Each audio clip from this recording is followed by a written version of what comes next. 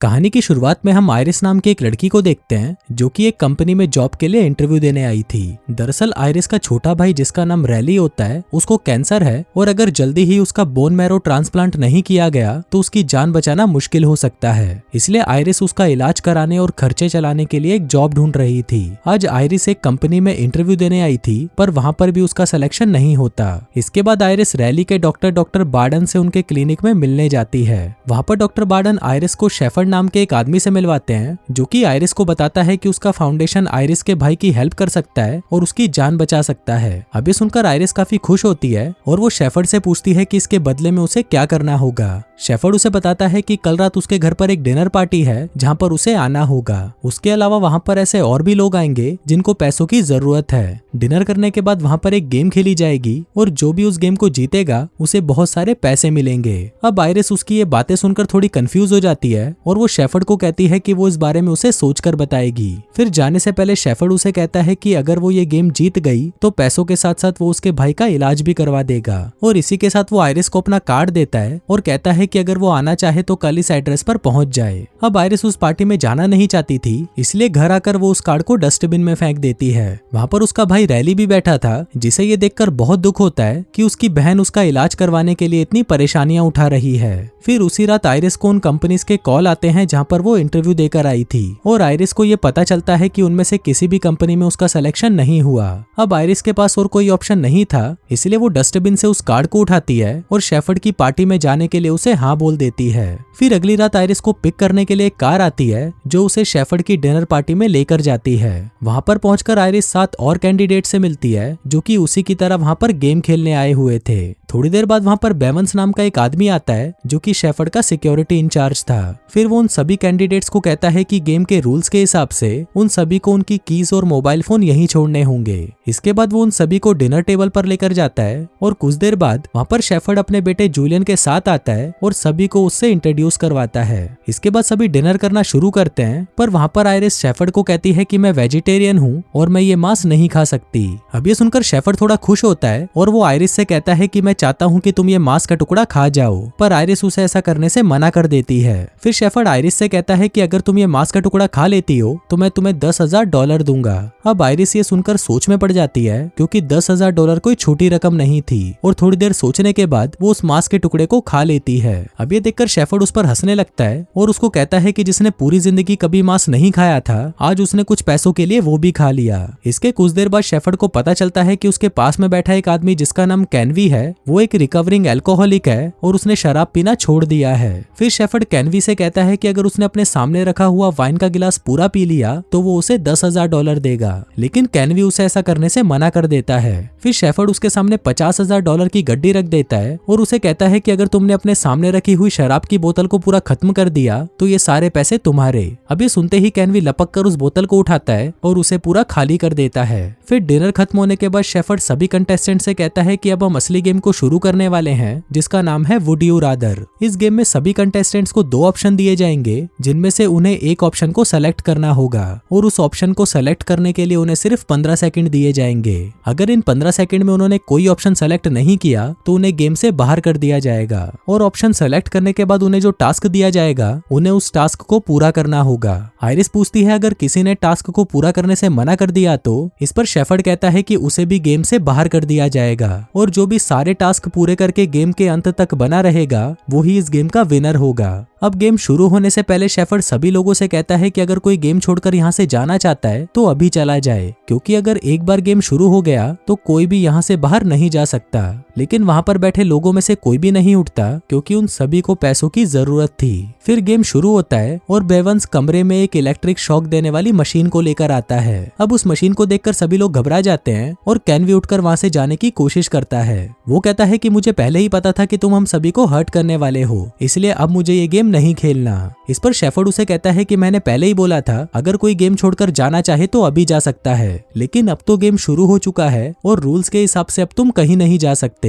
पर कैनवी शेफर्ड की कोई बात नहीं सुनता और वहां से जाने की कोशिश करता है, पर तभी बेवंस उसे वहीं पर गोली मारकर मार डालता है। ये देखकर सभी कंटेस्टेंट्स बहुत ज्यादा घबरा जाते हैं और वो समझ जाते हैं कि अब उनका यहाँ से निकल पाना नामुमकिन है। फिर बेवंस 2 कंटेस्टेंट्स कार्ल और एमी के सर पर वो इलेक्ट्रिक डिवाइस लगा देता है और फिर शेफर्ड कार्ल को 2 चॉइस देता है कि वो खुद को शॉक देना चाहता है कि एमी को। अब कार्ल एमी को शॉक नहीं देना चाहता था, इसलिए वो खुद ही वो शॉक ले लेता है। इसके बाद कार्ल के सर से वो डिवाइस निकालकर लिंडा के सर पे लगा दिया जाता है और एमी को ऑप्शन दिया जाता है कि वो खुद को शॉक देगी या लिंडा को।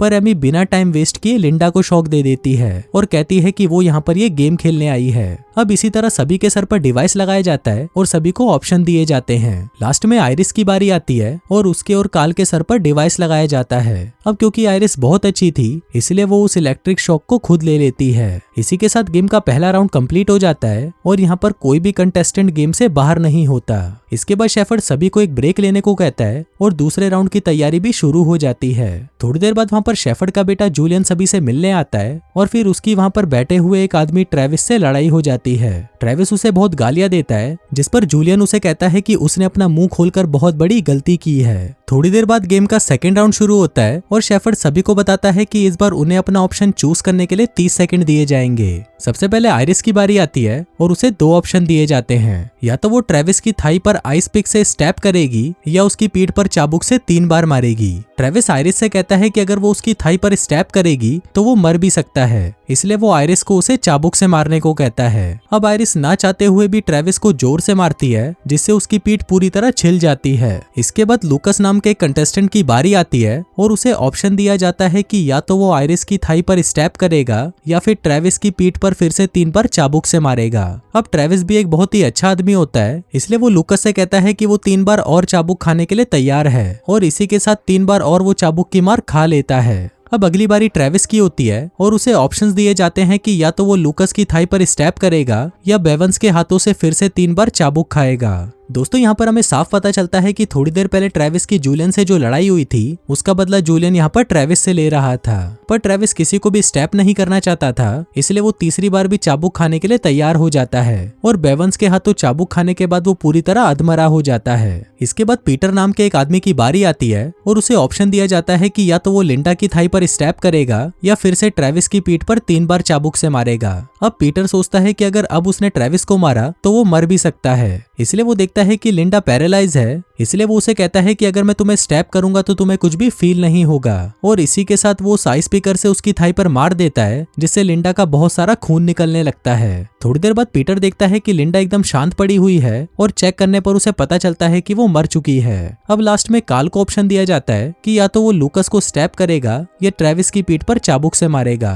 अब कार्ल को ये तो पता चल चुका था कि अगर इस गेम में आगे बढ़ना है तो उसे किसी को तो मारना ही पड़ेगा, क्योंकि अगर सभी ही एक दूसरे को बचाते रहेंगे तो ये गेम जीतेगा कौन। और इसी के साथ वो ट्रेविस की पीठ पर 3 बार मारता है, जिससे ट्रेविस की वहीं पर मौत हो जाती है और इसी के साथ गेम का सेकंड राउंड भी खत्म हो जाता है। अब तीसरा राउंड शुरू होने ही वाला था, पर लूकस वहाँ पर देखता है कि बाहर जाने का दरवाजा खुला हुआ है, इसलिए वो सभी को बाहर भागने को कहता है। तभी एमी को छोड़कर सभी बाहर भागने की कोशिश करते हैं। आयरिस कमरे से बाहर चली जाती है और कार्ल शेफर्ड को चाबुक से मारने के लिए उसके पास आता है, लेकिन तभी शेफर्ड कार्ल को गोली मारकर उसे वहीं मार देता है। वहीं आयरिस बाहर जाने का रास्ता ढूंढ रही थी, पर तभी वहाँ पर जूलियन आ जाता है और आयरिस के साथ जबरदस्ती करने लगता है, पर आयरिस उससे बचने के लिए एक नुकीली चीज उठाती है और उसे जूलियन के पैर पर मारकर उसे घायल कर देती है। तभी वहाँ पर डॉक्टर वार्डन भी आ जाते हैं और वो आयरिस को कहते हैं कि वो उसकी मदद करने के लिए यहाँ पर आए हैं, पर तभी बेवंस वहाँ पर आता है और वो डॉक्टर वार्डन को गोली मारकर मार डालता है, जिसके बाद वो आयरिस को उठाकर वापस गेम रूम में ले आता है। अब गेम का तीसरा राउंड शुरू होता है और इस राउंड को खेलने के लिए अब सिर्फ 4 ही लोग बचे थे।